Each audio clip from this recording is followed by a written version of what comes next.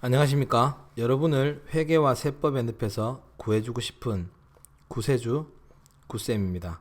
자, 이번 강의는 지난번 강의에 이어서 부분별 배부를 계속적으로 설명드리도록 하겠습니다. 자, 지난 시간에 부분별 배부에서 보조 부분비 배부하는 방법을 제가 설명을 드렸고요. 그 중에 직접 배부법과 단계 배부법을 설명드렸습니다. 맞죠? 근데 제가 지금 하나 더 말씀드리고 싶은 거는 이 단계 배부법 같은 경우에는 배부 순서에 따라서 값이 달라질 수 있다는 거예요. 그걸 한번 보기 위해서 지난 시간과 동일한 예제를 가지고 이번에는 제가 똑같이 단계 배부법을 할 건데 이번에는 수선 부분을 우선 배부하도록 하겠습니다. 요거에 대해서 설명을 드릴게요. 됐습니까? 자, 이번에는 그러면 단계 배부법인데 수선 부분을 우선 배부하겠다. 자, 그러면 일단은 선배부되는 수선 부분에 대해서 먼저 배부부터 계산하겠습니다. 수선 부분은 어쨌든 똑같이 절단, 조립, 그 다음에 다른 보조 부분인 동력 부분까지 이렇게 세 개 부서에다 원가를 나눠줘야 될 겁니다. 맞죠? 자, 그럼 수선 부분 같은 경우에 자기 원가 얼마였습니까? 그렇죠. 자기 원가 40만원 발생했습니다. 근데 배부 기준 총액은 얼마냐? 8,000시간이 되겠죠. 절단에 3,000시간, 조립에 3,000시간. 그 다음에 동력에 몇 시간이요? 네, 2,000시간입니다. 이번에는 이 동력 2,000시간 무시하면 안 되겠죠. 자, 그래서 자기 원가 40만원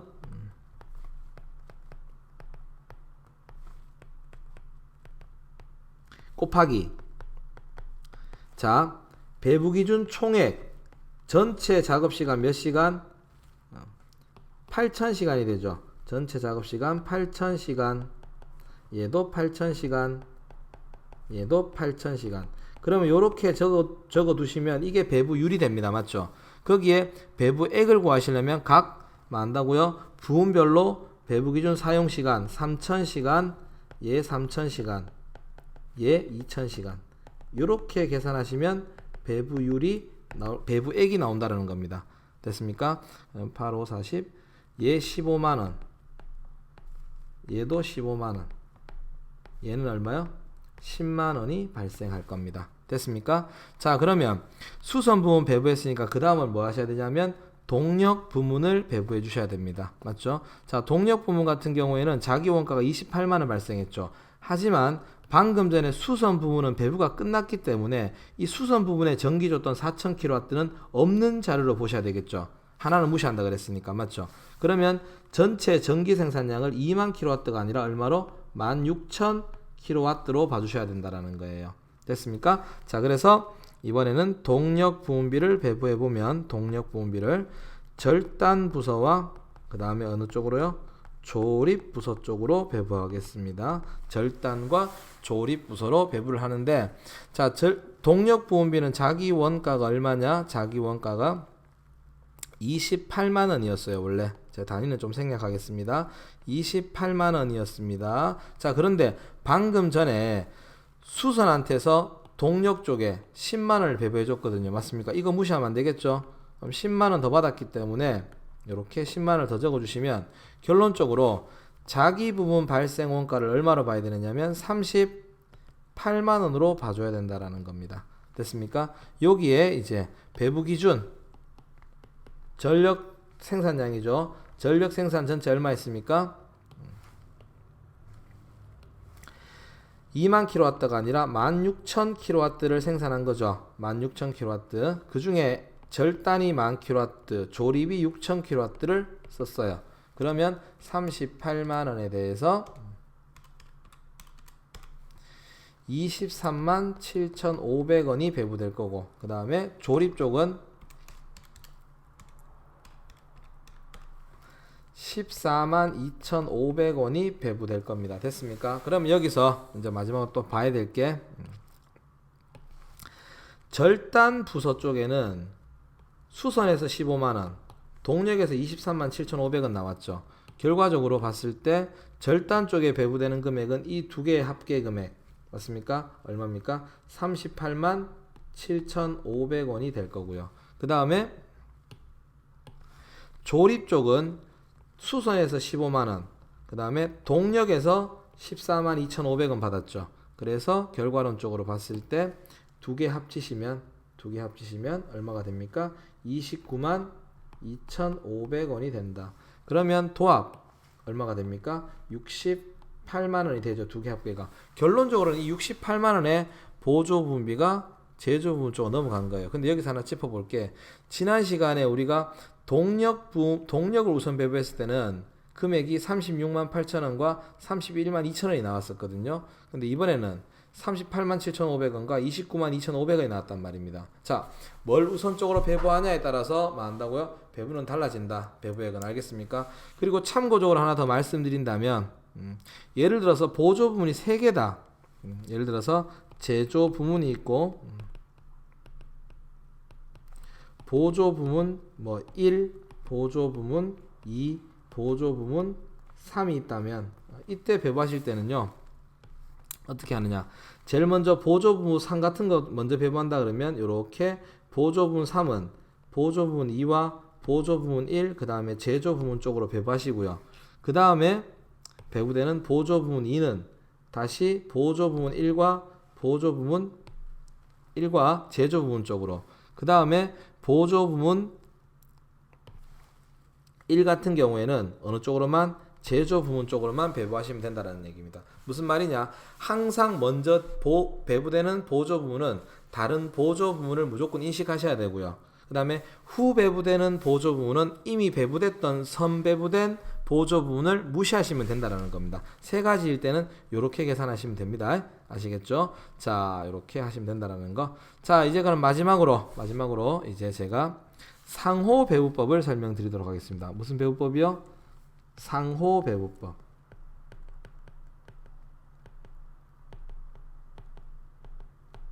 자, 상호 배부법은 보조 부문 간의 용역 수수 관계를 완전히 무시한다 그랬죠.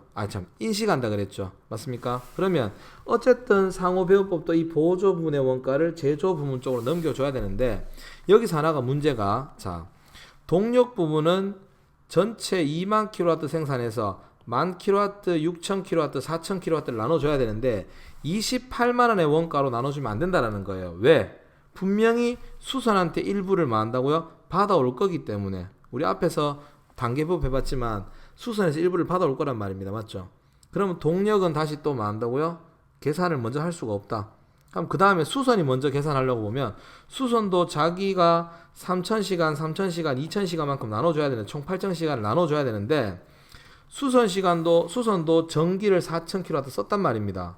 그럼 결론은 분명히 동력한테서 4,000kW만큼을 받아올 거란 말이에요. 이렇게 서로 주고받아야 된단 말입니다. 맞죠? 그래서 일단은 이렇게는 계산이 힘들기 때문에 우리가 이런 경우에는 1차 방정식을 세워서 계산을 하셔야 돼요. 자, 여기서부터 학생들이 뭐 방정식만 나오면 나 수포자라가 힘든데 하시는데 쉬운 계산이니까 잘 따라오시기 바랍니다. 자, 우리는 그냥 이렇게 잡도록 하겠습니다. 동력 부분에 배부할 원가가 얼마인지는 모르겠지만 그 전체 금액을 제가 미지수 X라고 잡고요. 수선 부분에 배부할 대상 금액이 얼마인지는 모르겠지만 그걸 Y라고 잡겠습니다. 그럼 이 X, Y 값에는 자기 원가에다가 동력과 수선한테서 서로 받은 금액을 더해야 되겠죠.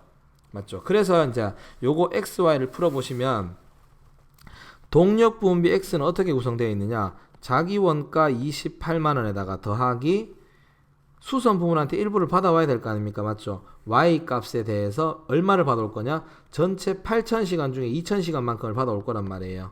8,000시간 중에 얼마만큼? 2,000시간만큼. 그럼 요 식을 좀 깔끔하게 정리하시게 되면 X는 28만 원에다가 플러스 4분의 1이죠. 0.25Y가 될 거다라는 거. 자, 식이 하나면 여러분들은 못 풉니다. 미지수가 두 개이기 때문에 이번에는 또 하나 식을 세워볼게요. Y값을 구성하고 있는 건 얼마냐?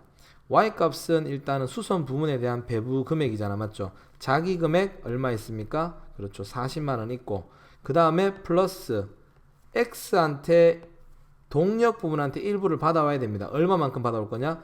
전체 2만 kW 중에 4,000kW를 썼기 때문에 4,000kW만큼을 받아올 거란 말이에요.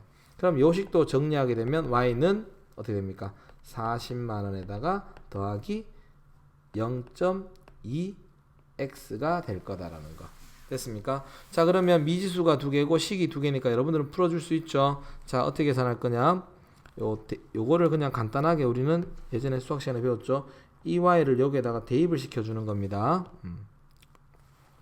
그럼 X는 28만원에다가 플러스 0.25에다가 곱하기 Y 대신에 40만원 플러스 0.2X가 될 거예요.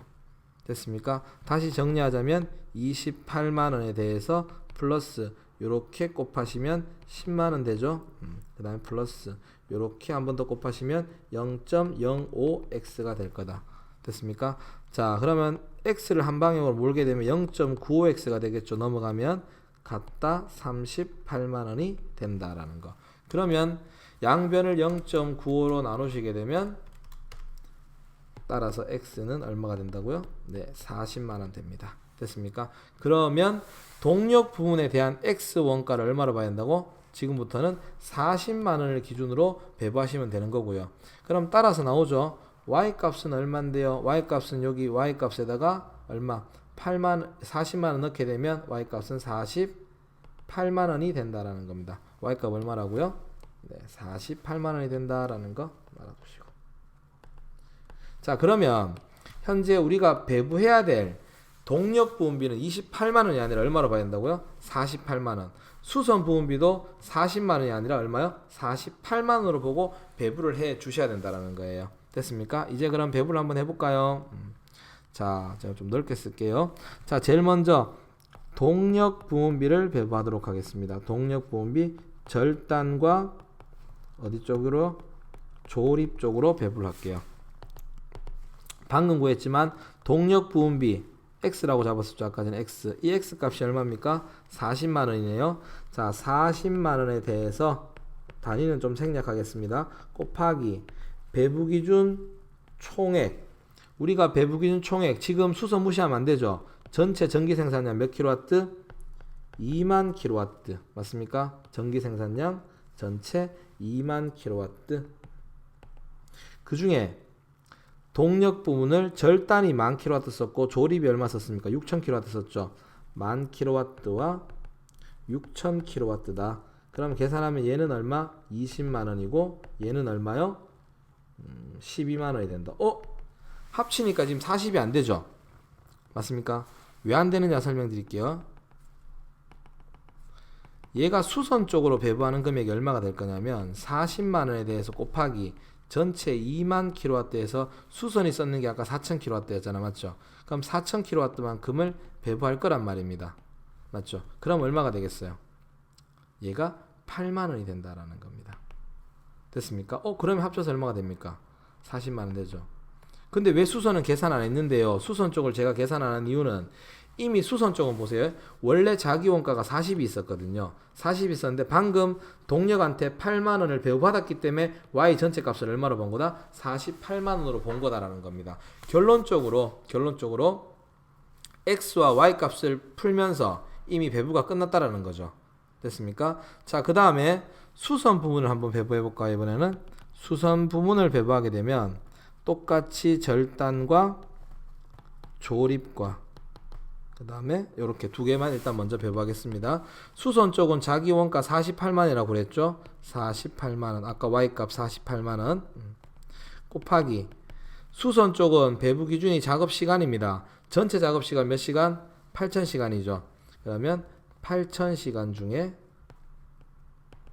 각각 일하는 시간이 3,000시간씩 나왔어요. 자, 3,000시간씩 하시게 되면 얘 18만원, 얘 얼마? 18만원.